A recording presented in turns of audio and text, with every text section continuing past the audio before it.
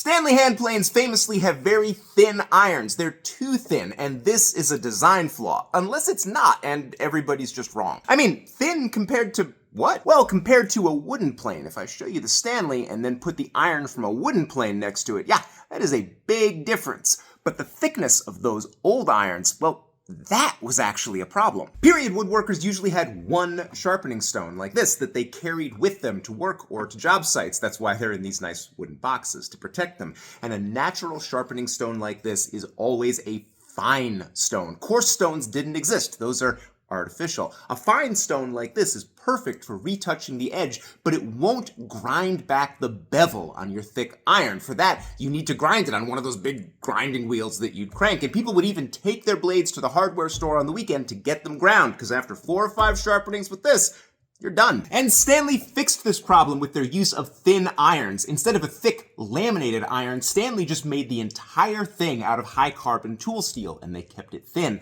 A thin iron can be maintained on a single stone because it doesn't have a thick bevel that needs to be ground away. No grinding means no grinding wheel on the job site. The craftsman became more self-sufficient. And I know that this is true because Stanley advertised this to period craftsmen. They talked about their thin irons and how it was a benefit. Thin irons in Stanley hand planes. Not a bug, but a feature.